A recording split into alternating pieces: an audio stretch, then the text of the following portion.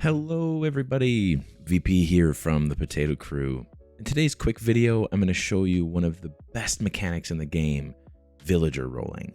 This is one of my favorite mechanics because it can be used by any player in early game to help keep you out of the mines, which can be particularly treacherous now that we're into this deep cave system. And you do this all through using villagers. And as you perfect villager rolling, you will be able to get every tool and every armor type in both iron and diamonds by just trading emeralds to villagers that you get from the other villagers in your town. But in later game, you can actually use villager trading to help mend your tools or your equipment and get a whole host of enchant books. And the most important thing to remember about villager trading is that villagers do not hold on to their profession until you trade with them once, and until you then lock that profession. Destroying their workstations makes them lose that profession. So let's start by navigating over to minecraft.fandom.com and check out the wiki on trading. And for reference, this website has data for both Java and Bedrock. So being a Bedrock player, I'll be discussing those trade mechanics. And first up is an armorer. And the website actually shows you that in order to get an armorer, the job site block is a blast furnace. And there's a link there if you don't know how to make a blast furnace. But in this first column of the economic table is the level, noted as novice, apprentice, journeyman, expert, and master. Then each of these levels is broken down into different trade slots. Meaning for novice, you can have two different trade slots. The first being you can trade 15 coal to the villager and get 1 emerald back. But the second trade slot is going to be where you can trade 1 emerald to the villager to get the listed item, such as an iron helmet, chest plate, leggings, or boots. But each villager only gets one of these selections. You see that there's multiple selections under the trade slot too. And this is where villager rolling comes into play. Every time you break a workstation and then place it back down, that cycle will re-roll the trade slot and you have a chance at getting one of the other items received. However, you don't get to see the bottom of the list without trading past journeyman. So if you're going for a level 8 or 9 diamond item, it'll be a bit of dumb luck on whether or not you get 2 villagers, one with diamond leggings, the other one with diamond boots, and one with a diamond helmet, and the other with a diamond chest plate. Because remember, once you trade lock a villager, you're going to be set on their profession until they die or you kill them. So next up is the farmer, who uses a composter as their job site block.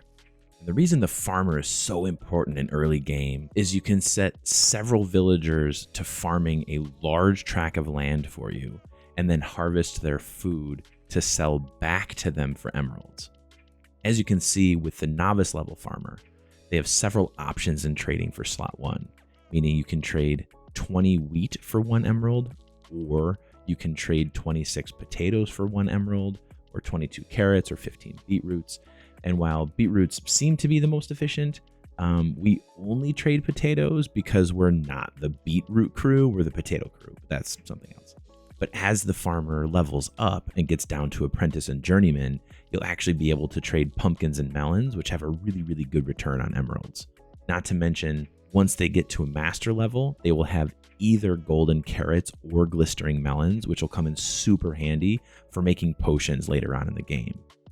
So putting the two mechanics together in early game, you can completely stay out of the mines by creating villager farms to collect their crops, trade those crops for emeralds, then trade the emeralds to other villagers for specific items such as armor, weapons, or the most popular is to trade for specific enchant books so you can customize the enchants for your equipment. So check out the other trading tables for the toolsmith, the weaponsmith, and the librarian to get your towns up and running with the villager trading hall. So let's jump right in. I'm going to show you guys how to cycle your villagers. I'm going to first start by setting up just a really, really crude design with some rails, mine carts, and a sticky piston.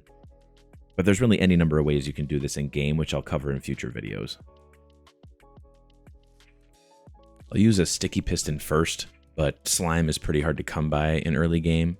So I will show you how to do this with 2 pistons. And all you need is a sticky piston and a lever, or 2 pistons and 2 levers. I like to stand behind the piston because then all I have to do is activate the lever and then click on the villager. Now that we have this little setup created, place down a workstation corresponding to the villager you need, and then place down a bed. you'll see that the villager links to the workstation and to the bed once they get little green sparkles on their head, corresponding to that workstation and bed. There we go. And now this villager is a farmer, but I wouldn't recommend hitting him. Just give him a second. And when you open the trade menu, you'll see that this villager trades carrots. But this is where you throw the lever to perform a trade cycle. Once you throw the lever, it moves the workstation, which simultaneously breaks the workstation and then places the workstation, which is also known as a block update. And once broken, the villager loses their profession, then they will relink to the workstation and you get a chance to re-roll their trade slot. You can do this as many times as you want until you trade with them once. And as soon as you trade with them, you're going to lock them into that trade level. And sometimes villager cycling can get a little tricky if there are other unclaimed workstations in the area, but I'll cover that in a later video. There you go. Now that we traded emeralds for bread, or you could have done potatoes for emeralds, this farmer is locked into their trades. And it doesn't matter how many times you break their workstation or throw the lever, they're never going to lose those trade slots. Now we're going to do this one more time with regular pistons, just to show you that it can be done. Otherwise, you can skip the pistons altogether and just manually break and place workstations. And that makes it 100% manual and really resource light in early game. You can see again that moving the workstation caused a block update and re-rolled the armorer's trade slots. And you can again do this as many times as you want until you get the equipment you desire. One last thing to note is that you only get a certain number of trades with certain trade types per villager workday. So if you see a red X show up, it means you're going to have to wait until the next workday to get more trades. But if you're trying to build villager XP, you can trade any trade type per workday until it's X'd out.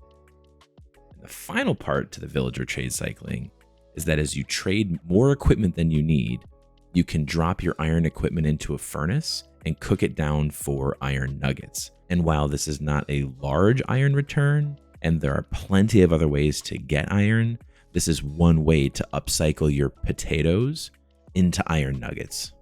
And there you have it, the fundamentals of villager trade cycling. Stay tuned for future videos, as I will run through a survival world to show you how to go from central spawn to the beginnings of a villager trade system. And maybe we'll cover what happens when you convert a zombie villager back to a regular villager. But that's a video for another day. Stay tuned.